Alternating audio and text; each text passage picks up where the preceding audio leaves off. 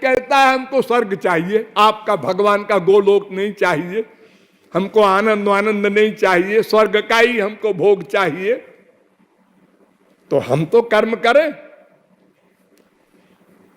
तो आपको स्वर्ग जाने के लिए कर्म करने की आवश्यकता नहीं। कर्म करने का जो फल है स्वर्ग, वो भक्ति करने से आपको बिना प्रयास के मिल जाएगा। यत् कर्म फिर तपसा ज्ञान वैराग्य तश्चयत् योगेन सांख्य धर्मेण श्रेयोभिरितरैरपि सर्वं मद्भक्ति योगेन मद्भक्तो लभते जसा स्वर्गापवर्गम मद्धाम कथंचित यदि वांछति। भागवत।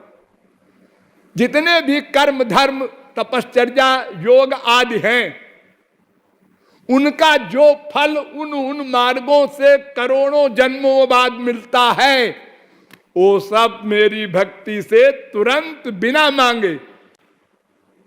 भगवान तो कहते हैं काग भुषुंडी मांगु बर अति प्रसन्न मोहि जान अणिमाधिक सिद्धि अपर निधि और मोक्ष सकल सुख खान। मांग ले, सब कुछ दे देंगे। भक्ति मांगने में बस मुसीबत आई भगवान के ऊपर। भक्ति न मांग और सब कुछ मांग ले। तो काकभुसुंडी तो बड़ा चालाक था, पक्के गुरु का चेला था। उसने कहा महाराज आप अति प्रसन्न कह रहे हैं अति प्रसन्न तो आप अपने ज्ञानियों पर होइए, हम पर तो खाली प्रसन्न हो जाइए। तो क्या मतलब आपने तमाम चीजें गिनाई, अणिमाधिक सिद्धि अपर निधि और मोक्ष, लेकिन एक चीज आप कहना भूल गए। क्या? अरे वही भक्ति, अविरल भक्ति विशुद्ध तव श्रुति पुराण जेहि गाव जेहि खोजत जोगी समुनि प्रभु प्रसाद को पाव। वो अविरल भक्ति दीजिए, सिद्धि सिद्धि और मोक्ष हमको नहीं चाहिए।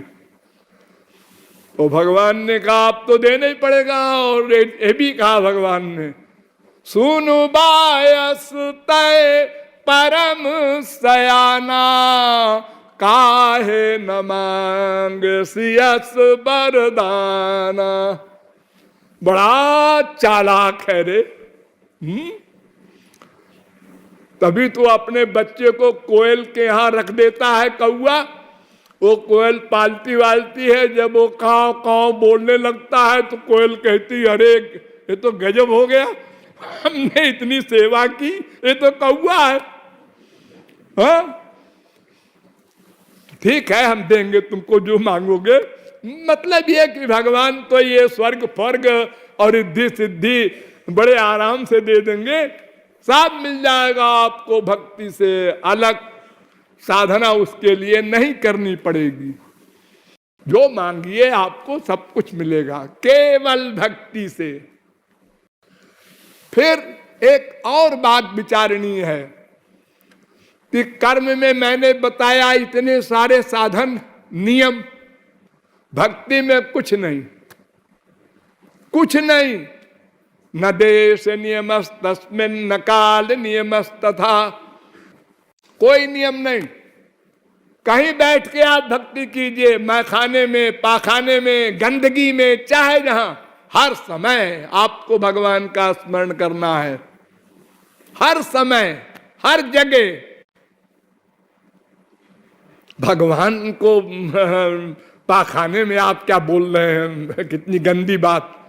अरे भगवान पाखाने के एक एक कण में व्याप्त है, और तुम्हारे पेट में जो पाखाना है तुम्हारे शरीर में भी भगवान व्याप्त है। ये जड़ वस्तुओं में भी है, चेतन में भी है। भगवान गंदे वस्तु को शुद्ध कर देता है, गंदी वस्तु भगवान को अशुद्ध नहीं कर सकती। रवि पावक सुर सरी की नाई। गंगा जी में 50 गंदगी जाती है, सब गंगा जी बन जाती है। आग में कोई गंदी चीज जाए, वो आग उसको आग बना देगी। तो भगवान में ये सोचना नहीं है कि भगवान को हम गंदे होकर, अरे गंदे तो तुम अनादिकाल से हो, शुद्ध हो के भगवान की भक्ति करोगे। भगवान की भक्ति से ही शुद्ध बनोगे। देखिए कर्मकांड करते हैं, किसी पंडित से पूछे आप संध्या करते हैं? हाँ, संध्या में सबसे पहला मंत्र है अपवित्र पवित्रो वा सर्वावस्थांगतोपि वा यस्मरेत पुंडरीकाक्षम सबाहिजाभ्यंतर शुचि। पानी लेके एक हाथ में, बाएं हाथ में, और दाहिने हाथ से अपने शरीर पर छिड़कता है और ये मंत्र बोलता है पद्म पुराण का। इस मंत्र का मतलब क्या है? चाहे कोई घोर गंदा हो और चाहे पवित्र हो, दोनों, चाहे किसी भी अवस्था में हो, गंदी अवस्था में हो, अच्छी अवस्था में हो, जो भगवान श्री कृष्ण का स्मरण कर ले मन से, तो बाह्याभ्यंतरा शुचि, बाहर की भी शुद्धि हो जाए और भीतर की भी शुद्धि हो जाए।